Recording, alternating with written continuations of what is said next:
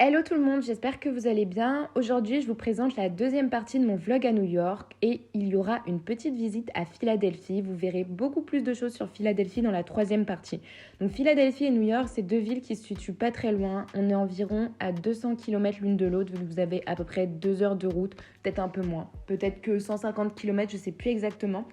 Mais en Flixbus, ça se fait très bien et je vous conseille plutôt de prendre un Flixbus que le train parce que le train, forcément, vous ne pouvez pas profiter assez dans la journée dans la mesure où vous devez rentrer à partir d'une certaine heure alors que des Flixbus, vous en avez même dans la nuit. Nous sommes allés le mardi à New York au Chelsea Market qui est un marché où vous trouvez par exemple des fleuristes, du vin, des tacos, des poissonneries, des fruits de mer, etc. C'est un endroit très convivial et j'avais vu que des avis positifs sur cet endroit sur Google.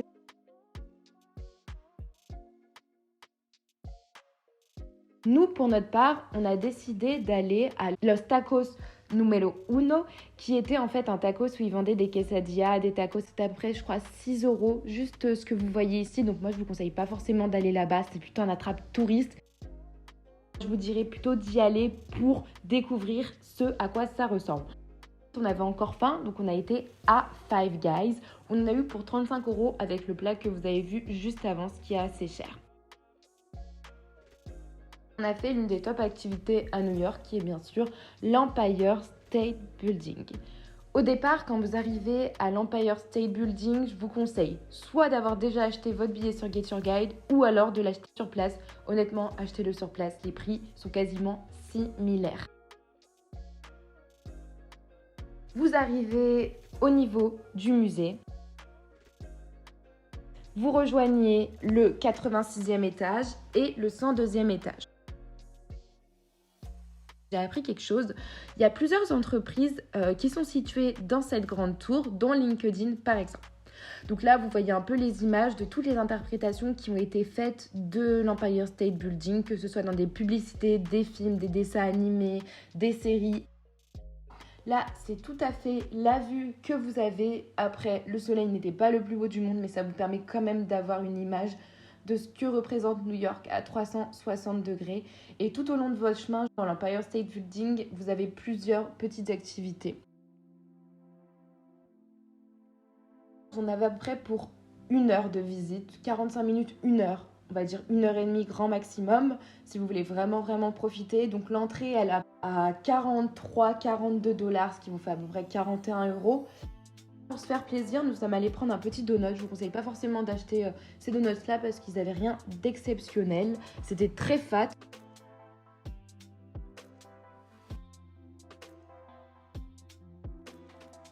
Nous avons rejoint Vessel. Donc Vessel, c'est une architecture que je trouve très belle.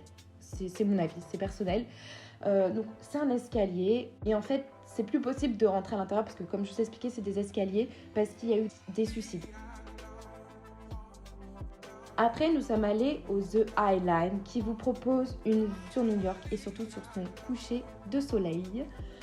Le lendemain, on était mercredi et nous avons rejoint The Battery Park directement à pied de notre hôtel parce qu'on était situé pas loin, comme je vous avais expliqué. L'hôtel était très bien situé, donc encore une fois, je vous le conseille, le Doubletree by Hilton Downtown, situé à Stone Street, à Wall Street.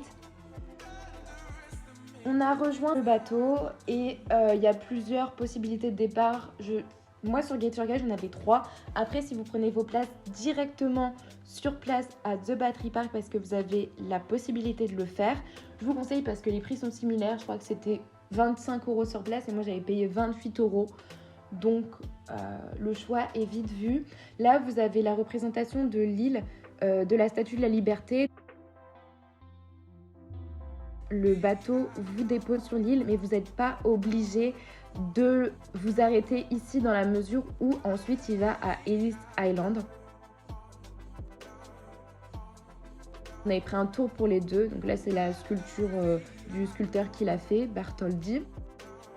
Vous avez une petite boutique souvenir, vous pouvez prendre des photos exceptionnelles à côté de la Statue de la Liberté.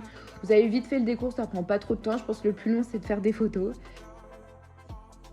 On reprend le bateau de l'île de la Statue de la Liberté pour rejoindre Ellis Island National Museum of Immigration.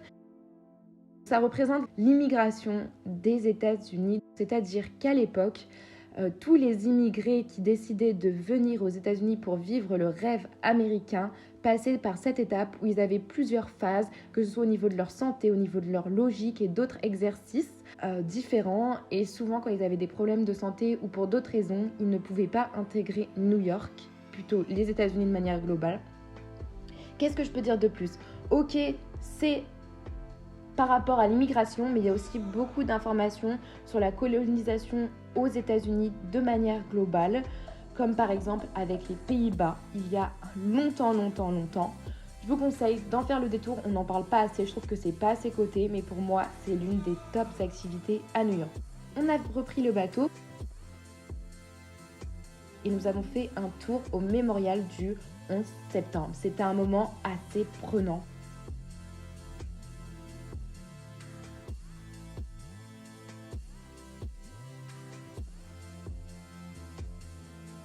Ensuite, nous avons rejoint le Washington Square qui, pareil, est un endroit emblématique à New York.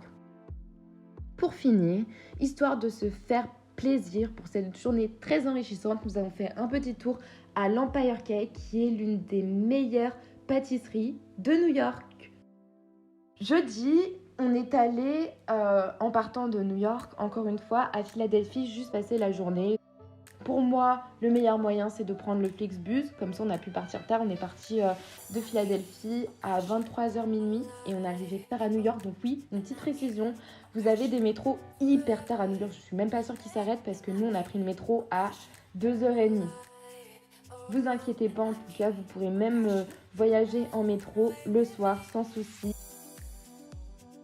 Philadelphie, c'est une ville assez sympa, donc comme vous l'avez vu avant, il y avait la Liberty Bell qui est un élément très important dans la vie de Philadelphie, surtout à l'époque, parce qu'elle indiquait beaucoup d'événements. On a pris un petit steak and cheese, je vous conseille pas forcément parce que c'est très bourratif.